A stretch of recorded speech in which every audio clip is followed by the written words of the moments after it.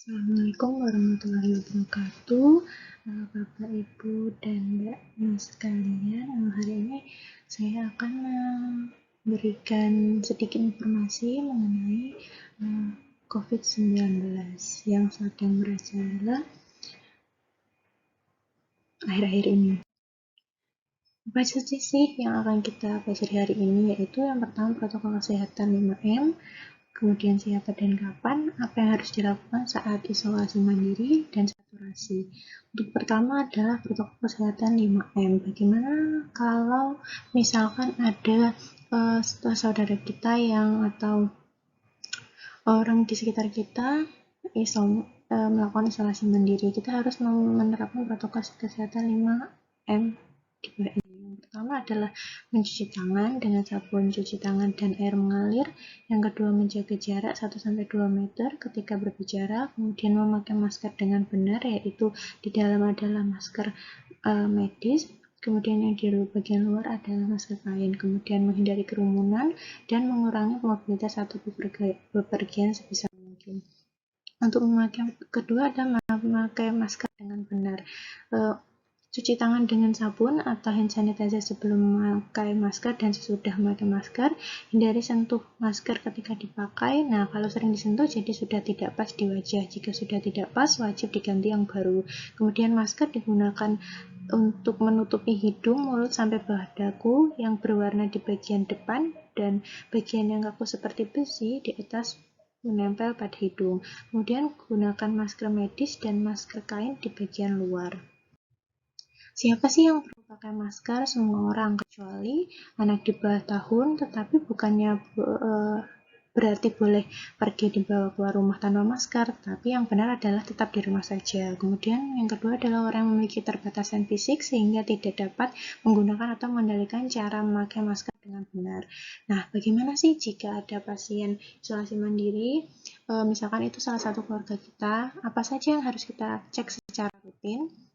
Nah, yang pertama adalah periksa suhu secara teratur, kedua periksa saturasi oksigen 3 kali sehari, selanjutnya periksa detak jantung 3 kali sehari, rekam video 1 menit yang menunjukkan bagaimana pasien bernafas dan kirimkan kepada dokter, kemudian minum obat dan multivitamin secara teratur sesuai anjuran dokter, kemudian jika keadaan memburuk segera pergi ke RS, kemudian menggunakan masker baik pasien positif maupun orang yang merawat dan jaga jarak dengan yang merawat.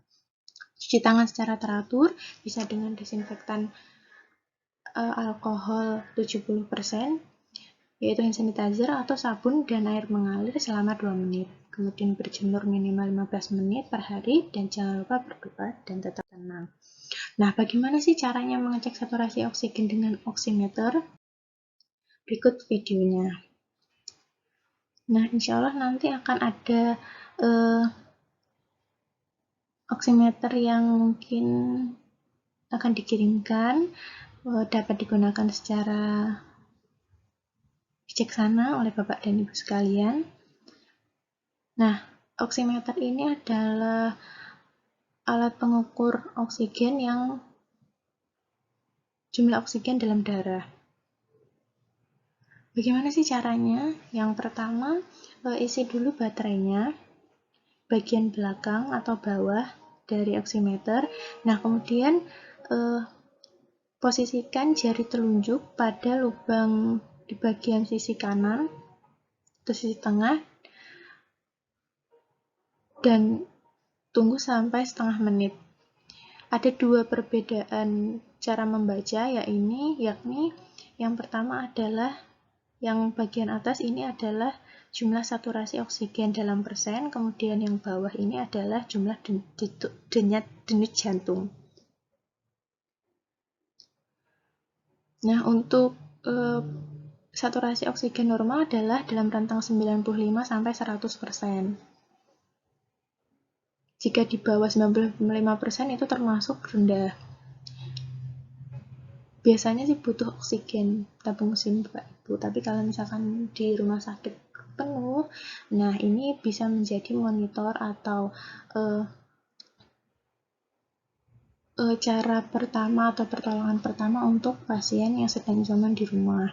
Nah, mohon diperhatikan sebelum menggunakan itu sebisa mungkin melakukan senam jari seperti ini.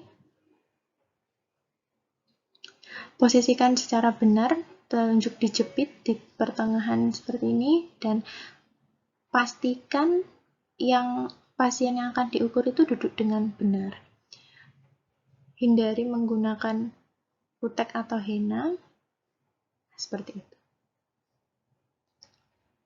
Bagaimana bila saturasi rendah atau di bawah 95%? Nah, dapat dilakukan teknik bernama proning. Ini ada 3 posisi. Yang posisi pertama ini posisi yang kepala di bawah permukaan tubuh, kemudian taruh bantal di bawah tulang leher, kemudian bantal kedua di bawah area panggul, dan bantal ketiga di bawah kaki. Untuk posisi kedua beristirahat dalam posisi miring dengan bantal seperti ini belakangnya. Kemudian untuk posisi 3 taruh bantal 1 di bawah kepala, taruh bantal 2 di bawah pinggang, dan bantal 3 di antara kaki. Nah, lakukan ketiga posisi secara berganda setiap 30 menit buat diri senyaman mungkin. Kemudian pastikan ruangan terventilasi dengan baik dan coba bernapas dengan udara segar sebanyak mungkin. Nah, bila memungkinkan tetap larikan pasien ke rumah sakit. Teknik proning ini sudah disetujui dapat meningkatkan saturasi oksigen dan menjadi pertolongan pertama apabila pasien mengalami sesak nafas setelah beberapa hari positif COVID seperti itu. Tetapi tetap dianjurkan apabila mengalami gejala yang memburuk tetap pergi ke rumah sakit seperti itu. Nah, sampai di slide akhir, jaga kesehatan agar kita dapat bekerja kembali. Terima kasih. Bila ada pertanyaan dapat menghubungi nomor di bawah ini atau melalui email atau melalui Facebook dan Instagram.